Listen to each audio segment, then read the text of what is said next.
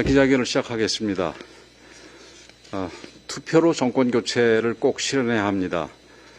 대한민국의 변화는 유권자 여러분들의 손에 달려 있습니다.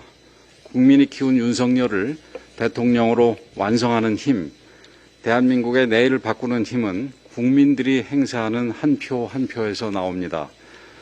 여당은 열세를 만회하려 열성 지지층을 사전투표장에 최대한 끌어내기 위해 조직력을 총동원하고 있습니다.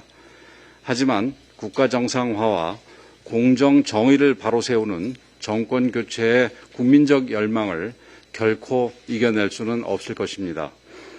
퓰리처상을 4번이나 수상한 미국 시인 로버트 프로스트는 생각만으로는 동의나 반대를 표시할 수 없다.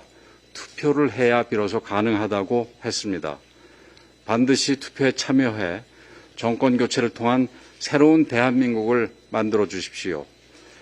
간절한 정권 교체의 열망이 높은 사전투표율로 압도적 승리로 이어지고 안정된 국정 운영의 동력이 되어야 합니다. 투개표의 투명성 확보하고 감시 감독을 철저히 하겠습니다. 이제 본선거 투표가 7일 앞으로 다가왔고 이번 주 금요일과 토요일에 사전투표가 실시됩니다. 사전투표에 대해서 염려하시는 국민들이 많이 계신 것도 잘 알고 있습니다만 이미 당 차원에서 충분한 대책을 세워놨다는 것을 다시 한번 말씀드립니다. 사전투표 관리 부실 등 투표의 공정성과 투명성을 보완하기 위해 공직선거법을 개정해서 안전장치를 마련했습니다.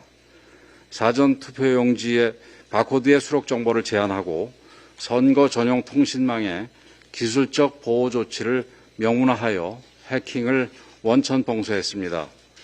무엇보다 사전투표함 이송 과정에서 국민의힘 참관인이 동행하고 사전투표함 보관 장소에 CCTV를 설치하여 투표함 관리를 대폭 강화하였습니다. 또한 윤석열 후보 직속으로 공명선거 안심투표 추진위원회도 발족하여 많은 국민들께서 우려하시는 부분을 점검했습니다. 철저히 교육된 우리 측 참관인들도 투표와 개표 과정 전반을 꼼꼼하게 살필 것입니다. 잘못된 정보에 현혹되어 소중한 한 표를 잃는 일이 없으시기를 간곡하게 당부드립니다.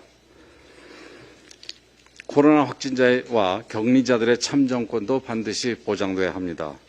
과연 정부 당국이 코로나 확진자와 격리자들의 참정권을 제대로 보장하려는 의지가 있는지 재차 묻고 싶습니다. 정부 당국은 사전투표 이틀 중 마지막 날인 5일 하루 오후 5시부터 6시까지 도착한 확진자와 격리자에 한해서만 투표를 허용했습니다.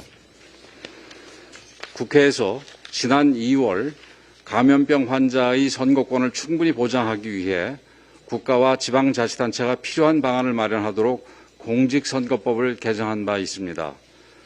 확진자와 격리자들의 선거권을 사전투표일 마지막 하루만 그것도 1시간에 한해 짧게 보장할 것이 아니라 투표 날과 투표 시간 모두 확대 운영되어야 할 것입니다.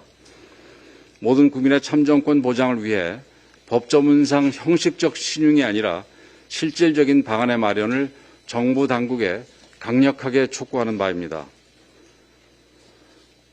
높은 사전투표율이 승리의 발판이 됩니다. 지금은 단 한 표도 소중한 초박빙 구도입니다. 상대 후보 지지자들은 사흘 동안 투표하고 우리 지지자들은 하루만 투표해서야 되겠습니까? 확실한 선거 승리를 위해서는 우리 당과 후보의 지지층 결집 노력과 함께 실제 투표율을 높이는 것이 매우 중요합니다. 사전투표율이 높으면 압도적으로 이긴다는 승리의 법칙은 지난 4.7 재보궐선거 때도 이미 증명된 바 있습니다. 4.7 선거 사전투표율은 20.54%로 역대 재보궐선거에서 가장 높았고 결국 국민의힘의 승리로 귀결되었습니다. 높은 사전투표율과 본투표 열기로 문재인 정권에 대한 국민의 경고 메시지를 제대로 전달한 것입니다. 오미크론의 급속한 확산으로 본투표일에 재택치료자가 100만 명에 이를 것으로 전망됩니다. 이번 치료자, 자가격리자까지 고려하면 실제 투표가 어려운 유권자는 더 많을 수도 있는 상황입니다. 본투표일에 투표를 하고 싶어도 못하는 상황이 발생할 수도 있습니다. 윤석열 후보를 비롯한 당 지도부도 사전투표에 참여할 계획인 만큼 우리 당원 여러분들께서도 사전투표에 적극적으로 참여해 주시고 적극적으로 사전투표 홍보에 나서 주시기 바랍니다. 국민과 함께 국민의 힘으로 반드시 승리하겠습니다. 감사합니다.